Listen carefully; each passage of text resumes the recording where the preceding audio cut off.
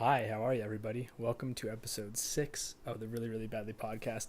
Today, Brandon and I are continuing our social media jaunt. We're going to shift a little bit and talk about the positive aspects of social media, specifically some examples and stories of how it has been used for good. Because despite the negative aspects we've been talking about over the last few episodes, it is a powerful tool, and we want to use it for good, and we hope to inspire you guys to do the same. If you want to get right to business, skip to minute 3. But I'm telling you, you're going to miss some entertaining banter. There's also a couple cuts towards the end because Brandon and I like to go down some rabbit trails, and honestly, we just have a hard time saying goodbye to each other. As always, thank you for tuning in. We really appreciate it. This is the Really, Really Badly podcast.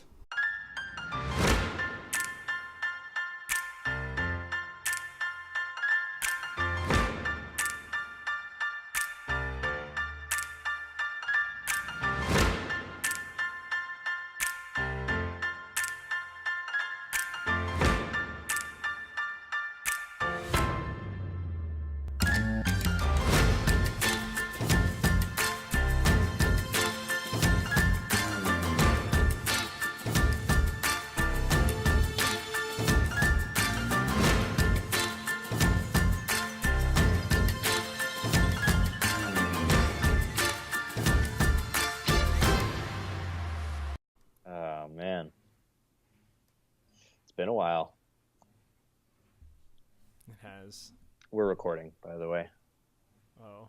just so you know. Hi, how are you? I'm good, man. How you doing? I'm doing great. I'm not wearing any pants right now. Oh, Because right before man. we got on to talking, my washer finished, so I put the washer stuff in the dryer and then put some other stuff into the washer. And then I was like, I want to wash these pants. So I pulled them off really quick and I threw them in the washer. Nice. And then I sat back down. You're a man of action, Travis. Thanks. I appreciate that about you. I'm wearing like some never nude pants. Nice. I cut up an old pair of jeans and they're really comfy, but I don't know. They remind me of Tobias every time I put them on. That's even better. Yeah. Do you go out into public in these, or are these like your Yeah. just hang out and okay, nice. Yeah. I mean, it's pretty relaxed at work right now, so I've worn them twice and no one said anything. Are So. you serious? Yeah. They're not like short jean cutoff shorts to work. Well, they're not super short, but Right, but I don't know. They're nice. I found out yesterday at work. Someone told me, I think this is a rumor, but like, because we have to wear pants to work, which right now it's kind of hot. Like, it gets hot up here, even though we're up in the mountains. And like, Yeah. I was like, man, I wish we could wear some shorts. And the guy I was talking to, he was like, yeah, well, we used to be able to, but then I think this one guy, Harvey, wore too short of shorts, and somebody complained, and so now we're not allowed to.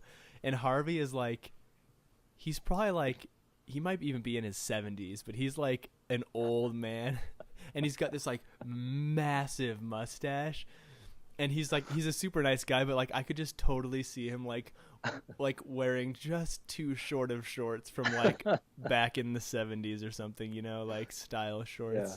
And then a passenger just being like, this isn't all right. It made me laugh. It was pretty good. That's awesome. I don't know if I should have said his name on online podcast. That was a fake name I made up. It might happen to be the same name. No one ever knows. If it happens to be, it's a pure coincidence. Exactly. All right. Anyway. No, but he's a super cool dude, so. Cool. Shout out to Harvey. You're a cool dude. I didn't say Harvey. I said Steve. Oh, I mean Steve. Steve-O. Stevie. Yeah. You're a good man, Stevie. Sturge. All right. So anyway, today we're still on our social media cruise, and we wanted to take a break from the reasons that social media is dangerous or sucks away all our time or makes us more terrible people and miserable. And just a massive suck fest. Yeah. And just want to take an episode to maybe focus on some good things that people are doing with social media, or ways that it has been or can be used for some really cool things, some good things. Yeah, because like we've said in our other episodes, even though they've been more focused on the be careful side, there is a lot, like we've said, that is good, and these things are good in of themselves. It's just a tool, right, that we have to learn to use. And so so the focus today is, I think you had a good title the other day. What was it? I forget what it was. Oh shoot. Awesome stories of the internet or something like that, or I don't even know. Yeah, awesome tales of the internet. Yeah. Something like that. So I think we found probably, or at least what it sounds like, we probably found some different examples. But what's do you want to kick this one off, or do you want me to? I'll defer to you on this one. Okay. So the first thing I thought of or found when I was doing some research on this was back in, I should have already had this pulled up. The Egyptian Revolution that happened a few years ago. I don't know if you remember that, back in like 2011, I think it was. Yeah. When it was like on January 25th, I think is when it started, 2011. And basically the Egyptian president Mubarak, I don't know how you say that. Hosni Mubarak. Basically at the end of this like revolution, he was ousted from the presidency, and I guess, and I don't know all of the details, but like I guess some of the issues that the people were having were a lot of like legal issues, including like police brutality and lack of free elections, freedom of speech, stuff like that, a lot of corruption. So anyway, he was taken out of office. He was in jail for a while and stuff. But I remember hearing this back in 2011, but like one of the biggest platforms that these protesters had was Twitter. Twitter was like the way that they were spreading information over there. And I think a good use of something to affect change. Now, I don't know a lot of what the outcomes were, so I'm not going to like sit here and say like everything is great in Egypt now, because I'm pretty sure they're still struggling a little bit. But the fact that it was a tool that was used to take someone who sounds like he was pretty evil, dictator-like character out of power shows the way that this stuff can be used for good. And whether or not, again, since a lot of it's like political and I'm not even at all aware of the details, whether or not you like agree with what happened should have happened or not, the fact that it was used, I believe that the people should have the power, and it's cool that this was a platform that was able to give people power to spread word, to affect change like this. And I thought that was really interesting, like the way that they were able to just spread information. So that was kind of the first one that I found there. And that also got me thinking about the way that it's been used in a lot of natural disasters. Because there's just been a ton of natural disasters that you've heard of happening, hurricane, Katrina, or tsunamis and things like that, where basically, and I did a lot of reading. I don't remember specific examples, but I did a lot of reading about basically people using this, social media to let people know of areas that were, not safe to be in, or to help find loved ones who are missing, to ask for help and stuff like that. And then for people, if it's a disaster that happened over in like a third world country, how do I hear about stuff like that? It's usually through Facebook or, Twitter, hearing about some kind of natural disaster like that, because I don't watch the news or watch TV or anything. So that's generally how I find out about those things. And many times when I'm finding out about that, there's always like, a link or hey, go visit this page to donate or to help or to do whatever. And I think that that's been a huge way that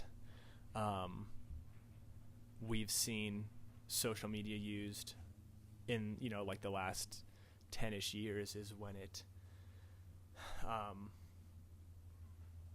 when it comes to natural disasters and stuff like that, and being able to help and donate for different causes. So no, I thought that was cool, and I think it's a really great thing. Like, I think that's awesome, and I think it's a way that many charities have been able to grow and get their name out in ways that they haven't been able to before, to fundraise. We've seen it. Yeah, I think it's just done a big change in fundraising and how it's done. So. Yeah. Well, I mean, Facebook is, I think, one of, if Facebook was a country, it would be the largest one in the world, I believe. Oh, right. I should probably double check that. I'll double check that just now, just to be sure. Yeah, but how else, what a good way to get the word out about things that really matter, I mean, yeah, even though some of it can be really trivial, it's good to see that some people also see the potential and kind of harness it for, like you said, charities, organizations, even just little mini stories like, well, I guess they're big to the people that they happen to, but things just like, we really need money for this operation, can anyone help? And yeah, sure enough, people have gone onto Facebook and things like that and gotten the money that they need, when just a few people pitch in, which is really, really cool. Yeah, totally. And I think the probably one of the more successful ones, and this is where we haven't really talked about things going viral so much yet. And I think virality is something that's really hard because I think so many companies and people strive chasing after it, but I really think it's something that you cannot it's just hit or miss. It's so you just can't depend on that being your strategy to work. But when we see that it happens, it can be a really powerful thing. And the ALS Ice Bucket Challenge that happened last year, right? Or was that 2015? Or both? Anyway. But, yeah, 2 years ago. That thing was massive, and the what they were able to do for that research was huge, because it was, just a simple thing that you can see just took fire on Facebook, and was super cool to see as something a charity. Do you remember how much they raised? It was something crazy, wasn't it? I have no idea. Yeah, I don't know. I'm sure we could look it up, but it was a lot. And then there's two other types of charities too, while we're, I guess, just on this charities thing, that I found. Extra Life, I don't know if you've heard of that, and Child's Play. They're two charities for children's hospital type needs, right? So I don't know if it's for children's hospital, but it's for children who are sick, and they both revolve around video games. So Extra Life, I don't know all the details of how it works, but basically you sign up and they have a day where for 24 hours you play video games, and you find people who will sponsor you and say, for X many hours that I play video games, you'll donate this many, dollars. Wow. And they raised $900,000, I think, last year, or that's the goal for this year, something like that. So that's a ton of money there. And Child's Play works similar, and they've raised $44 million since 2003, I believe. And that's just super cool to think that, and of course their ways of getting the word out to people are many ways through, I know I've seen their ads on Instagram, I've seen their ads on Facebook. There's a game site I used to follow quite often, IGN, and they had Extra Life all over all the time. And so you can just really see that to get their word out, they used social media as a really powerful way to do that. And they've raised tons of money for sick kids, which is pretty amazing thing. And I just like how they've, it wasn't just, hey, there's sick kids out there, donate. It was here, we're going to create, we're going to target a group of people who we know like something, video games, and we're going to use that to raise money and affect positive change for this charity. And I thought that was just really cool use of it. And that's similar to, you've heard of, Movember, right? Or No Shave November. Yeah. So there's actually a charity out there called Movember, and you can, they have a lot of different things you can do, but you can have like competitions in the office, for instance, where people upload pictures of themselves week by week or day by day or whatever, and people donate based off of how long how long time wise and how long lengthwise you can get your facial hair. And that goes towards men's health issues like prostate cancer and things like that. And that's just really cool. It's like a fun thing for people to do. They use social media to get the word out, which I think is just awesome. So yeah, totally. I looked up that ALS apparently it raised $220 million. Nice. Yeah. Just for research. How amazing is that? Yeah, that's crazy. That's awesome. Yeah. I just looked up a few different stories and things like that about it's such an amazing tool, this whole Facebook and social media thing. And I looked up these stories of long lost siblings just finding each other randomly through Facebook. Yeah. And there's no huge database, if you don't know what country that the person's in or whatever. Yeah. And I think it was John Pilati. Met his sister Susie Wilson after they tracked each other down on social media, and they hadn't seen each other for 20 years or something like that. Whoa. But I guess they just decided to search and kind of knew what the other would look like, Okay. Yeah. That's crazy. There's a lot of different stories just like that. So obviously that wouldn't have happened without no way. That's really social cool. media. Yeah. Some of the other stories that I have here, and this,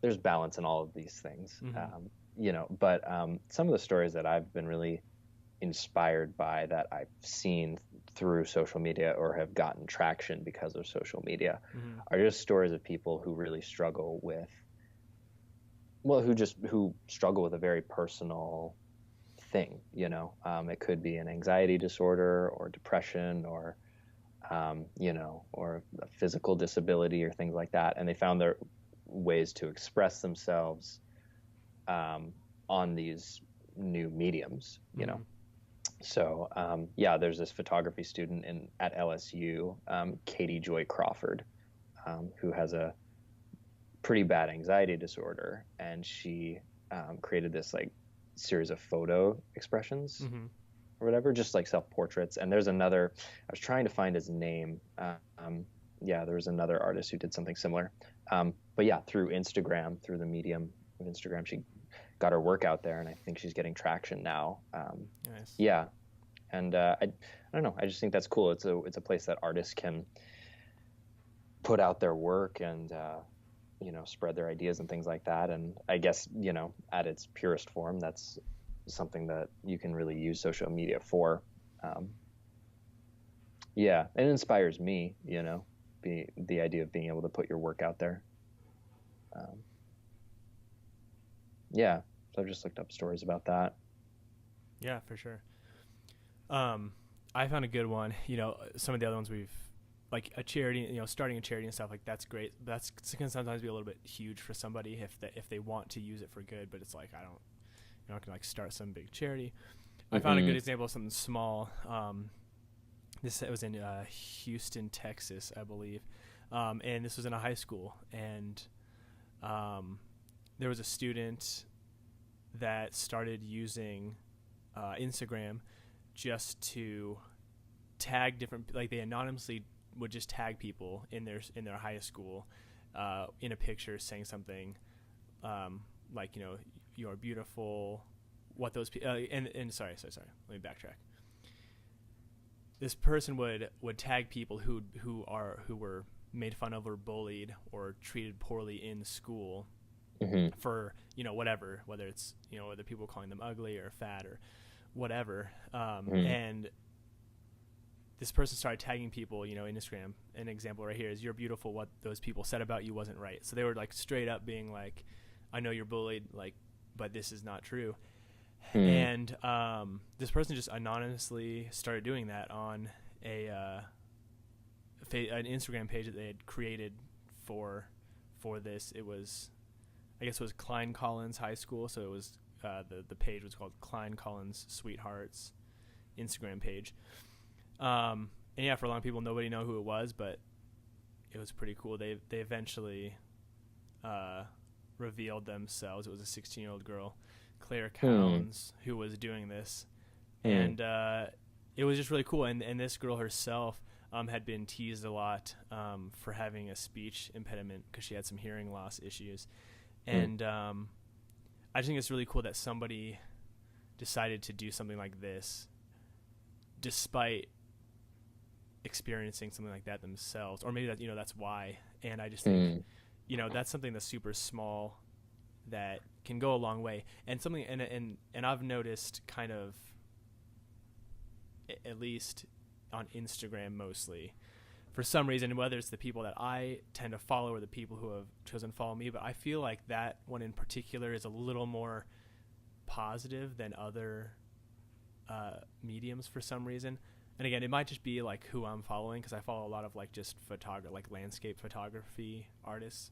But I'm constantly seeing comments of people just being like, "This is beautiful, like nice shot, like love the lighting, like what camera did you use, like blah blah blah." I mean, there's just like all kinds of stuff. And I've even myself posted a couple of things and then gotten these like really nice comments by complete strangers who probably found my picture because of hashtags, which is another really kind of powerful thing. And again, you got to be real careful with these things, but the fact that like there's this hashtag system that you can look up, similar photos or photos having to do with this or that, really allows stuff to get out there. And I know, like I said, I've gotten some just really, really nice comments from people before on a picture that I took. And I remember once just being like, "Hey, thanks," like, and saying like, "Thanks for keeping Instagram as a positive place," because it's just, again, but then this is probably just more my experience with it, but that one's been super positive, and very rarely do I see anything that's negative on there. I'm sure it goes on, but like I said, it's my experience with it. And I just think that's really cool. Like just something small, just a small word, a small comment, like what this girl here is doing with tagging people and basically fighting against what it is that person's being bullied for is super cool. I think that's awesome, and I think we need more of that. And I think it takes a bit of courage as well, a little bit of vulnerability to put yourself out there and do that. But it's inspiring for sure to see people do that. And if a 16-year-old girl can do that who is bullied, then why can't I do something more useful as me? And I'm not like bullied or made fun. I get along with most people seem to get along with me and enjoy me, so it's like, I don't know, it's just cool. Yeah, that's super cool. I to shift a little,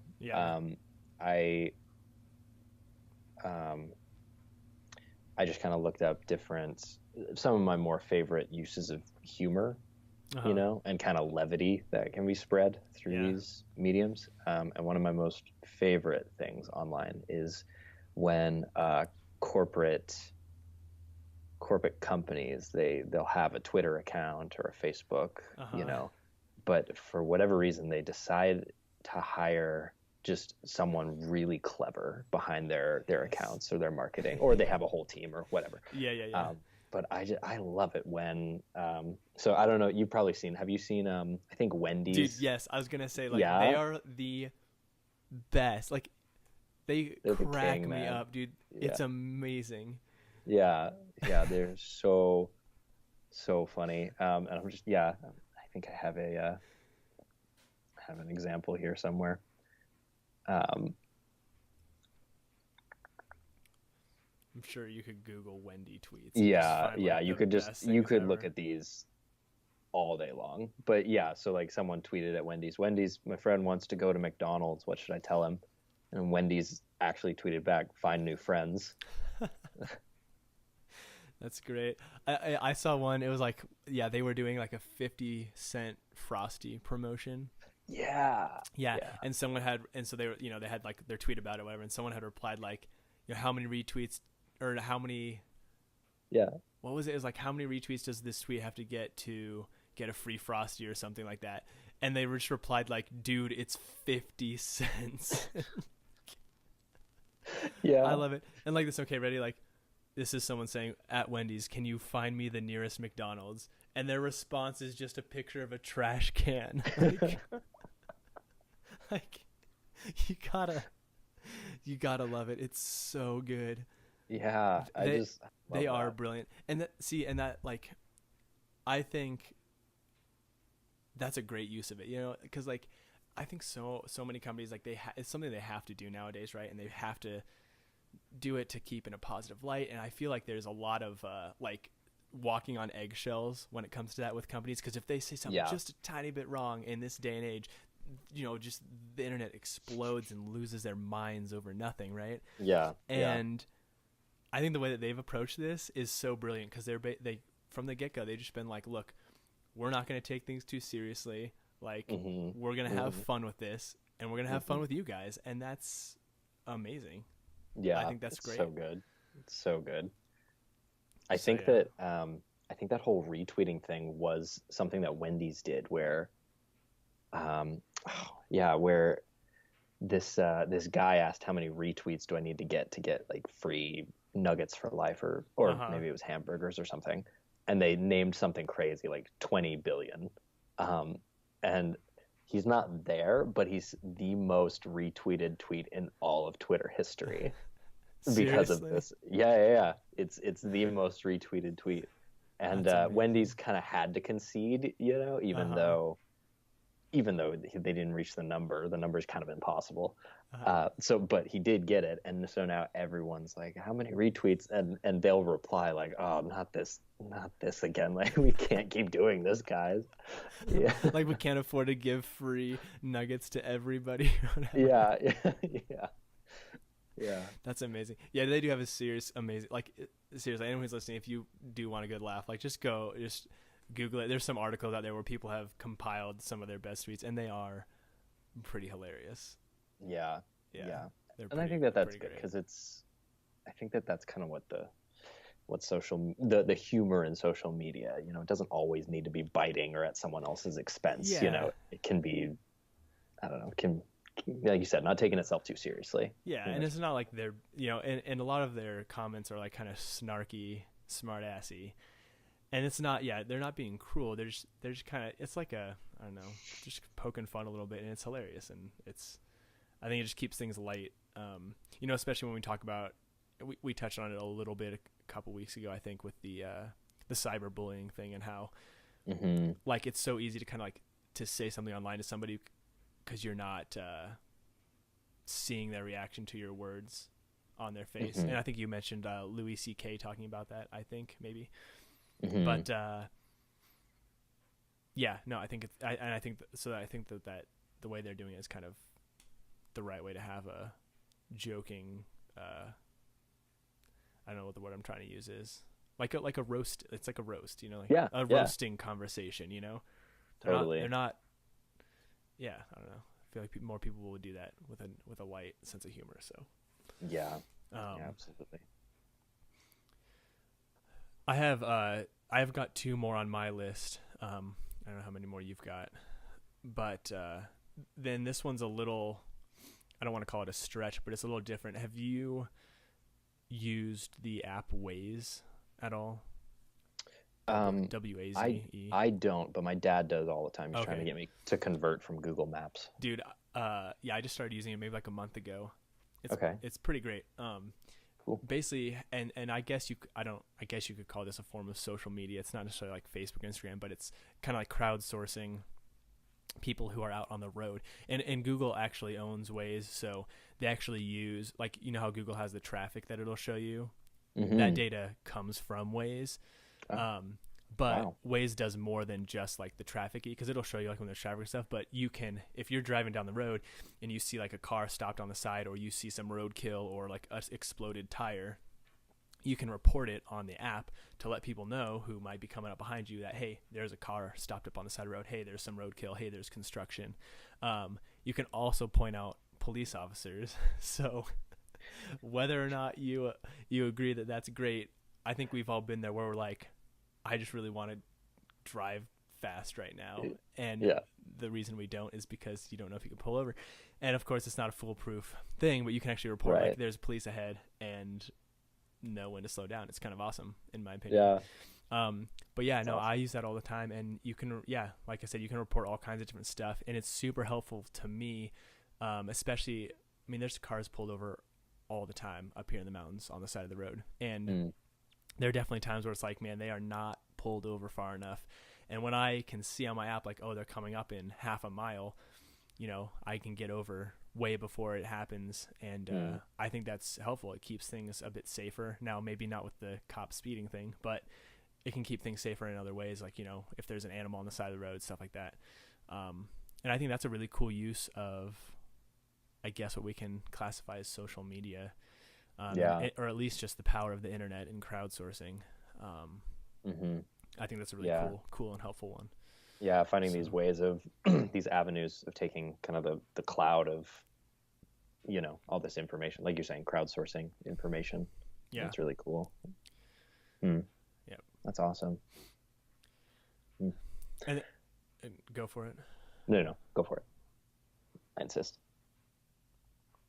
Yeah, sip that coffee. It's tea. Sip that tea.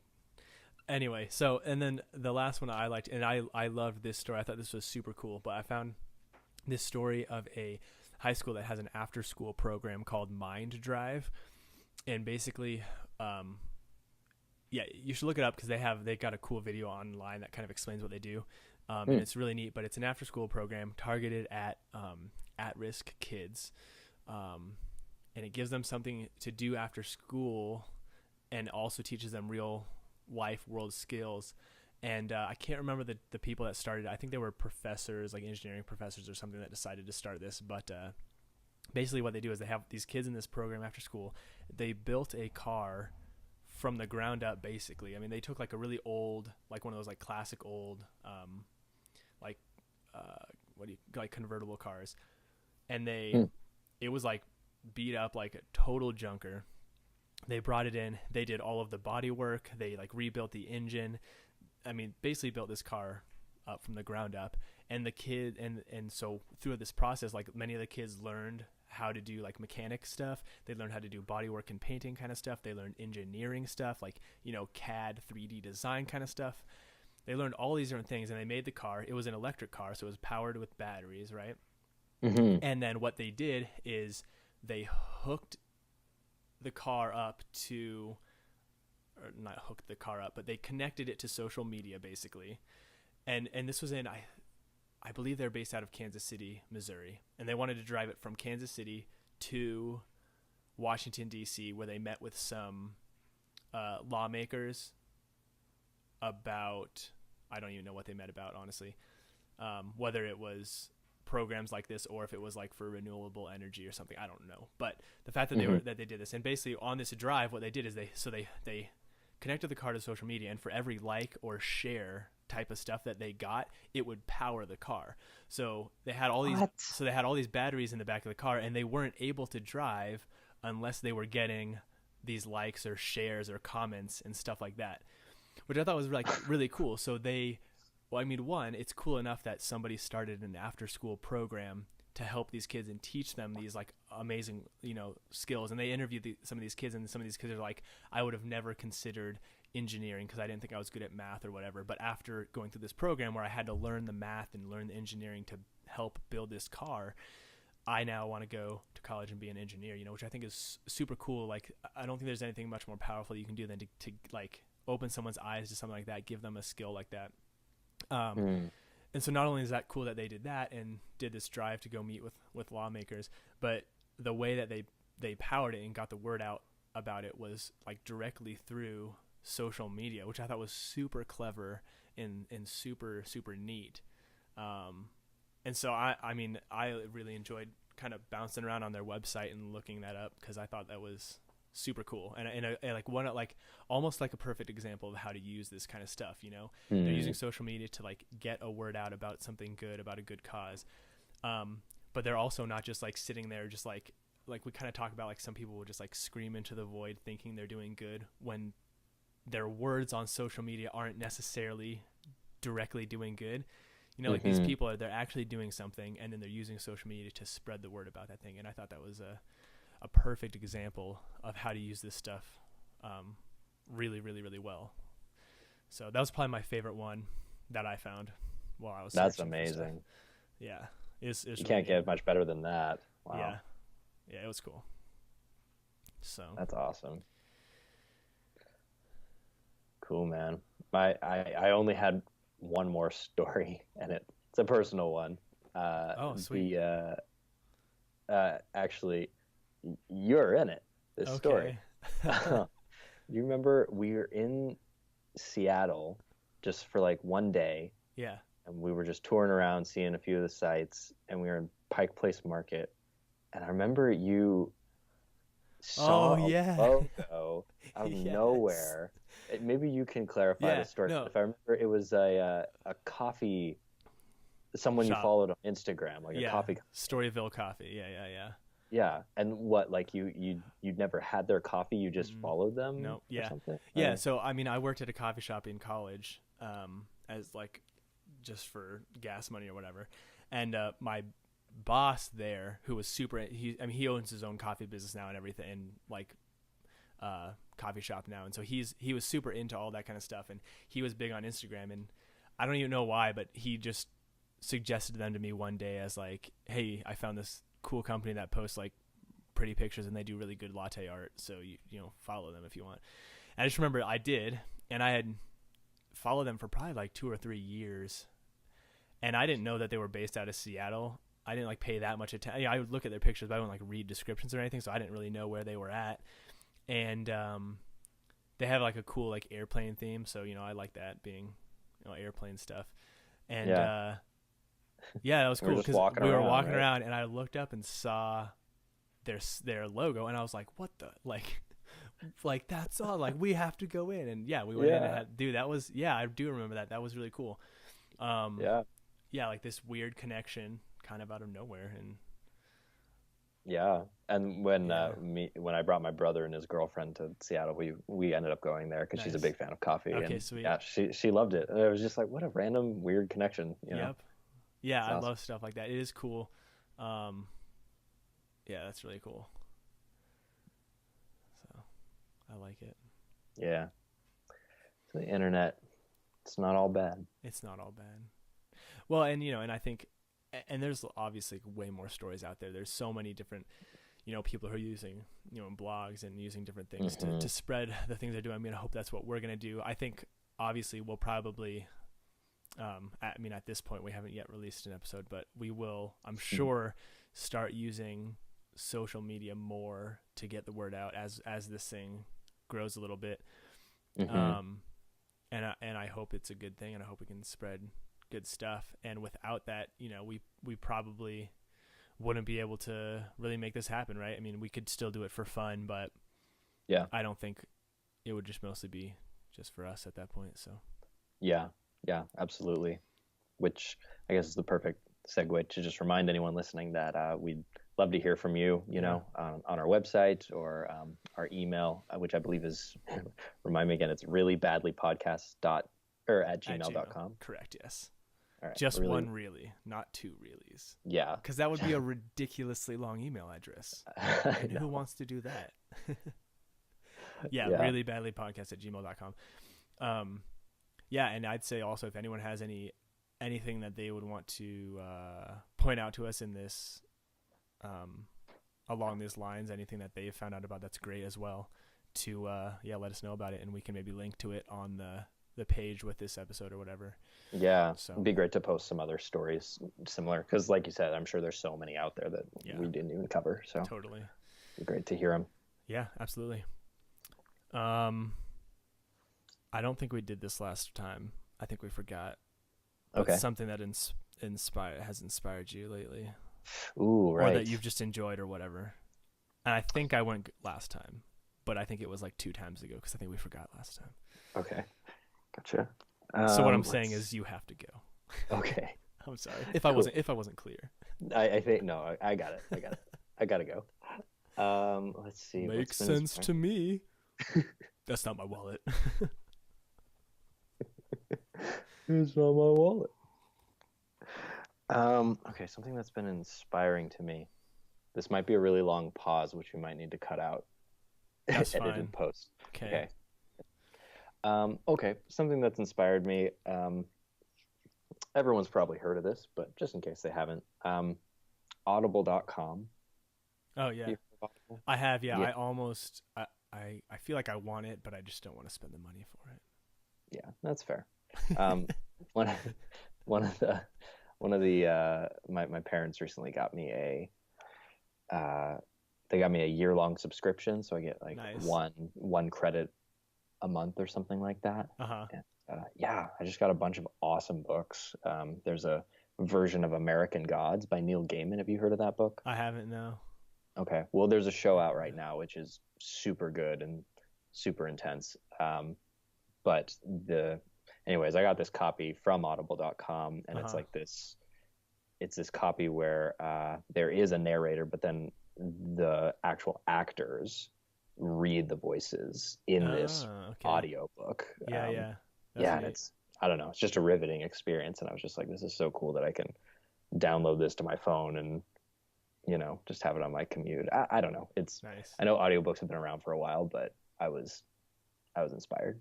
It was... Well, there's something cool about the fact that audiobooks have been around for a while, but now you can get them. You don't have to go to your computer and plug your phone into your computer and then download it on your MP3 and then take it with you. You can literally just kind of go for it. I mean, it is really cool. Yeah, that is cool. Yeah, and for free. Thanks, Mom and Dad. Yeah. Gosh, parents are the best, man. That's my thing of inspiration for next week. I'll go on a big long rant about parents. A good rant, not a bad rant. Yeah. But I can't wait. It's been a pleasure, sir. It has been a pleasure. And until next week, life's just not going to be a pleasure. Twill be nothing but sorrow. Yeah. Twixt we meet again.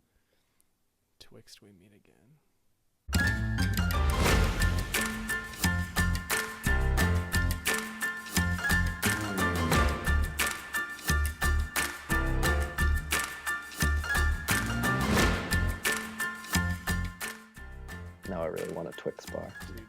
Dude,